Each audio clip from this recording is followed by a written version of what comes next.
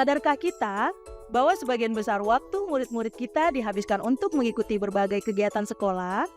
Bahkan, murid akan menghabiskan waktu lebih banyak loh jika ia juga berpartisipasi dalam kegiatan ekstrakurikuler atau kegiatan lainnya.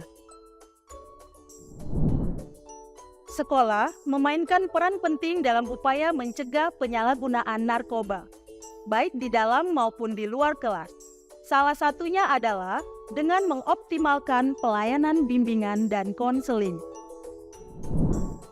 Secara umum, pelaksanaan bimbingan dan konseling bertujuan untuk mengakomodasi murid untuk mampu mengenal dirinya, kekuatan dan kelemahan dirinya, kemampuannya, dan lingkungannya, mengembangkan potensi, merencanakan masa depan sesuai dengan minat dan bakat, serta membantu murid untuk dapat menyelesaikan masalah secara mandiri dan sesuai dengan tugas perkembangan murid. Melalui bimbingan dan konseling inilah, berbagai upaya preventif dapat diupayakan untuk menghilangkan dan meminimalkan faktor-faktor risiko yang menyebabkan murid menjadi penyalahguna narkoba, serta membantu murid untuk dapat memiliki keterampilan menolak ajakan penyalahgunaan narkoba. Program pencegahan penyalahgunaan narkoba secara khusus dapat diimplementasikan melalui layanan dasar dan layanan peminatan pada bimbingan konseling. Selain itu, bimbingan konseling juga dapat memberikan pendampingan kepada murid dan orang tua yang sedang menghadapi situasi darurat terkait penyalahgunaan narkoba melalui layanan responsif.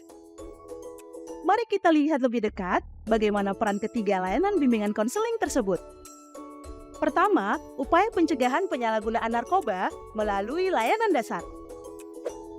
Layanan dasar dapat berperan dalam memberi edukasi tentang upaya pencegahan penyalahgunaan narkoba kepada murid. Misalnya, sekolah dapat mengadakan sosialisasi berupa penyuluhan, seminar maupun workshop mengenai dampak negatif narkoba pada prestasi murid. Namun, diskusi dan penyuluhan mengenai bahaya dan dampak negatif terhadap penggunaan narkoba kepada murid saja tidak cukup ya. Ibu dan bapak hendaknya juga membantu murid dalam memahami tentang apa itu kecanduan, tahapannya, dan mengapa narkoba begitu sulit untuk dihentikan.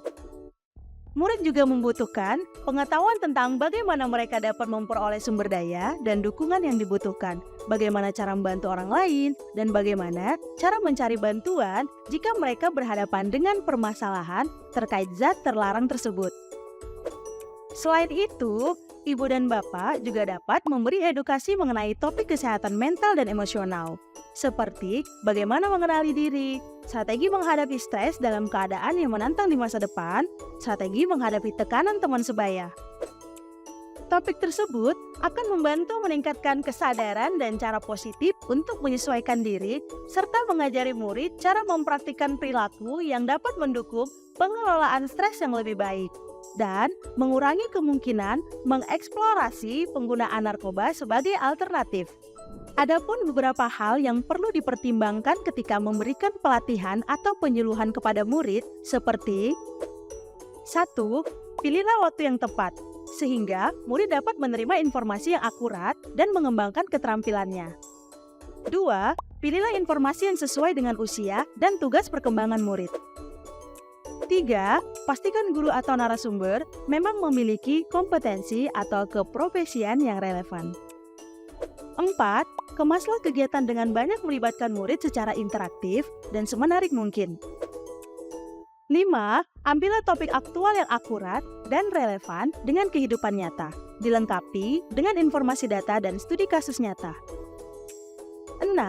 Informasi yang diberikan bukan untuk menakut-nakuti, tidak membesar-besarkan potensi bahaya, atau bahkan mengagungkan penggunaan narkoba sebagai sebuah petualangan yang asik. 7. Hindari narasi yang menstigmatisasi pengguna narkoba. Misalnya, menggambarkan pengguna narkoba sebagai sesuatu yang kotor. Hal ini mungkin dapat membuat murid merasa terlalu malu untuk meminta dukungan. Kedua, layanan responsif. Layanan responsif dirancang untuk memfasilitasi murid, baik individu maupun kelompok, yang membutuhkan penanganan dan respon yang cepat. Layanan ini mungkin akan lebih banyak fokus untuk memberikan bantuan kepada murid yang terlihat sedang mengalami permasalahan-permasalahan seperti masalah kesehatan mental akibat perundungan, masalah akademik, atau masalah pribadinya.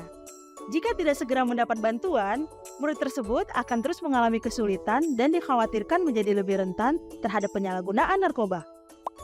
Layanan responsif inilah yang juga berperan dalam proses pendampingan ketika murid yang menjadi penyalahguna narkoba sudah menyelesaikan rehabilitasi dan siap kembali untuk mengikuti proses pembelajaran di sekolah. Hal ini diperlukan sebagai bentuk penguatan dan supervisi agar murid tersebut tidak kembali terlibat dalam penyalahgunaan narkoba setelah proses rehabilitasi selesai. Terakhir, upaya pencegahan penyalahgunaan narkoba melalui layanan peminatan. Layanan peminatan fokus untuk mengakomodasi kebutuhan murid dalam mengenali minat, bakat, dan kemampuannya sejak dini. Dengan berpartisipasi dalam kegiatan ekstrakurikuler, kompetisi, komunitas maupun kegiatan lain di luar sekolah, murid memiliki kerangka kegiatan untuk waktu luang mereka. Kegiatan-kegiatan tersebut akan mendorong murid untuk melakukan aktivitas produktif dan positif dalam keseharian mereka secara umum.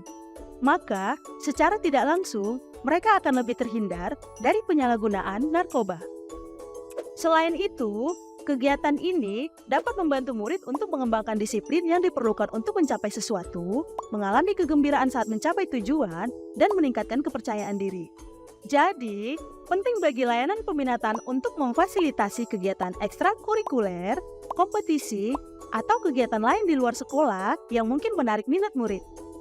Namun, perlu diingat ya, untuk tidak mendorong murid terlalu keras dalam mengikuti layanan peminatan yang tersedia.